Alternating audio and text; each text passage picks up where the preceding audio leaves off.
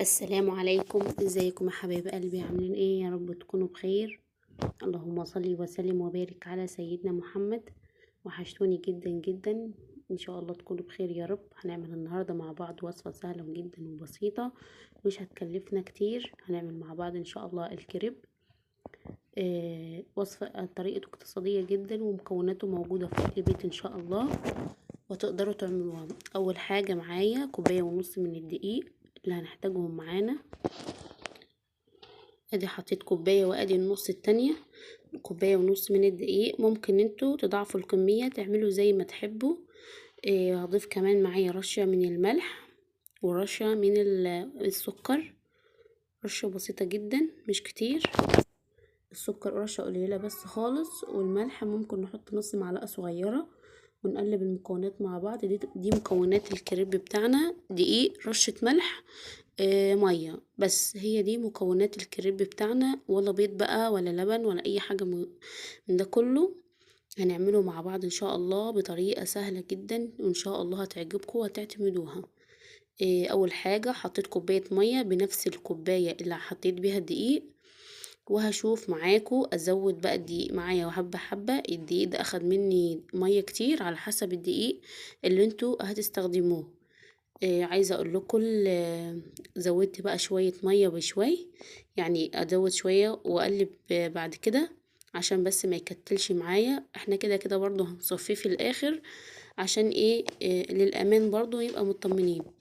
واقلب كده معايا العجينة لحد ما نوصل للقوام اللي احنا عايزينه. هوريكم طبعا القوام.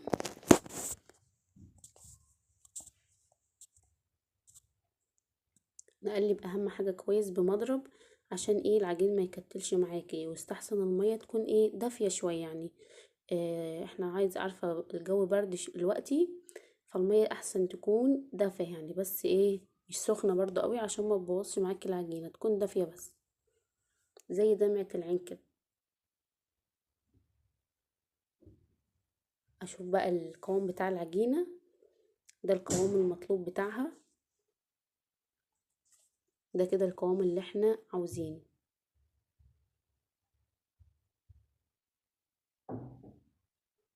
هنجيب بقى اي حاجة كده، ايه؟ اي حاجة كده ليها بوز، ونصفي فيها العجين. بس قبل ما نعمل كده هنسيب العجينة ترتاح بتاع 10 دقايق بس كده، 5 دقايق مش كتير. ترتاح بس. هي طبعا ما فيهاش خميرة، مش هتختمر ولا هترتفع خالص. هنسيبها بس ترتاح وبعد كده نرجع. بعد ما سبتها ارتاحت، هبدأ بقى ان انا ايه؟ اصفيها. اصفي العجينة بتاعتي كده بمصفى، في حاجة كده تكون ليها بوز من قدام، نقدر ان احنا نصب بيها وتسهل لنا يعني، او زي ما تحبوا يعني. نبدأ بقى نصفي العجينة من اي تكتلات. هي ما شاء الله عليها العجينة ناعمة جدا وجميلة، بس احنا برضو ايه؟ للأمان يعني.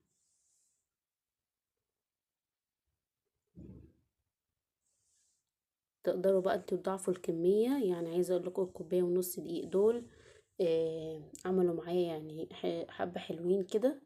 فانتوا تقدروا تضاعفوا الكمية لو انتوا عدد الأسرة كتير، عدد الأفراد كتير، فممكن تضاعفوا الكمية. بدل كوباية ونص دقيقة تحطوا 3 كوبايات زي ما انتوا حابين، او كوبايتين. وتظبطوا بس اهم حاجة العجينة. وانتوا وريتكم القوام بتاعها، فهتعرفوا تظبطوها ان شاء الله. عجينتها سهلة جدا، ما فيهاش اي حاجة. وعلى النار كده معايا طاسة، هحط فيها بس مسحة زيت بسيطة خالص، مش كتير. هي اول مرة بس، مش هنحط تاني. عشان ايه؟ بس العجين ما يلزقش معايا في الطاسة. شايفين؟ نبدأ بقى ايه؟ نحرك كده الطاسة بتاعتنا، نفرد العجين كله في الطاسة كلها زي ما انتوا شايفين. هبدأ املى الفراغات اللي في الجناب دي. الطاسة سخنة شوية، عشان كده العجين ما تفردش فيها على طول. فاحنا نحاول بقدر الامكان الطاسة ما تكونش سخنة قوي، والنار تكون هادية. انتوا شفتوا النار اهيتي. اول ما يبدأ ان هو يلم معايا من تحت، او ان هو احس ان العجينة كده استوت، اقلبه على الجنب التاني على طول. شايفين ما شاء الله العيش بتاعنا الكريب بتاعنا ما شاء الله بينتفخ ازاي، مع انه مفهوش ولا بيكنج باودر ولا خميرة ولا اي حاجة، ما شاء الله يعني.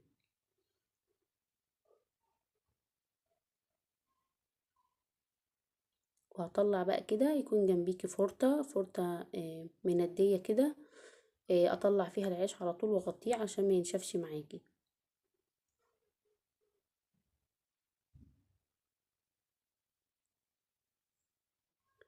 شايفين ما شاء الله العيش بينتفخ معانا من النص ازاي.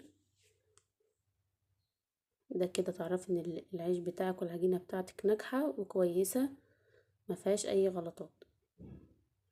هبدأ بقى ان انا كده ايه اطلعها معايا كده ما شاء الله حلوة قوي. وانزل غيرها. شايفين ما شاء الله دي واحدة تانية.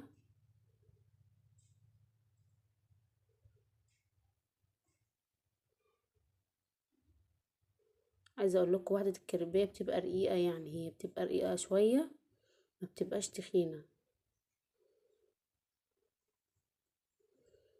هنبدأ بقى الحشوة بتاعتي انا عملتها، هنزل لكم الفيديو بتاعها بإذن الله. هي عملتها برضو حشوة اقتصادية وسهلة وسريعة، حشوة بالبطاطس. هقول لكم على الطريقة بتاعتها معاكم وانا بحشي. شفتوا انا قصيت الكريباية كده من النص وهبدأ ان انا الفها. عملت بصلاية حمرت وبعدين حطيت فيها بطاطستين قطعتهم كده مكعبات زي ما انتم شايفين، وحطيت عليهم البهارات بتاعتي. حطيت بقى كل البهارات الموجودة عندك حطي منها، كمون بقى وبابريكا، ولو عندك شوية كاري شوية كزبرة. تحطي ده كله بيدي معاكي طعم كويس. وبعدين حطيت كوباية مية صغيرة، كوباية بتاعت الشاي دي، وهديت عليها النار وسبتها لما استوت واتشربت كويس. عايزه اقول لكم حلوه قوي بجد وطعمها جميل، يعني حلوه. وكمان لو انتوا بتحبوا الحاجه كريسبي كده ممكن تضيفوا لها قرن فلفل حامي، تبقى تحفه بجد. شايفين بقى كده حطيت طاسه على النار، حطيت فيها معلقه من الزبده او من الزيت، وهبدا ان انا كده ايه اعمل الكريب عليها. اول ما ياخد لون اقلبه على الجنب التاني على طول. عايزه اقول لكم بجد بجد كان رهيب، من غير لحوم ومن غير اي حاجه وحاجه موجوده في البيت، بجد حلو قوي. وطعمه بجد جميل. يعني ممكن بقى تقدموا جنبيه اي صوصات انتوا بتحبوها، كاتشب او مايونيز او تومية. بصوا بجد حلو قوي. متنسوش بقى لو عجبكم الفيديو تعملوا لايك واشتراك للقناة، وتشجعوني كده تعملوا كومنت ايه رأيكم في الوصفة بتاعتي.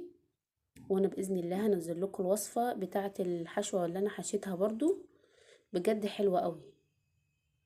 شايفين ما شاء الله ولونه جميل جدا. ممكن بقى تضيفوا عليه حبة ايه بهارات كده او حبة كمون من فوق برضو يبقى طعمه حلو قوي. اشوفكم اسيبكم في رعاية الله. السلام عليكم.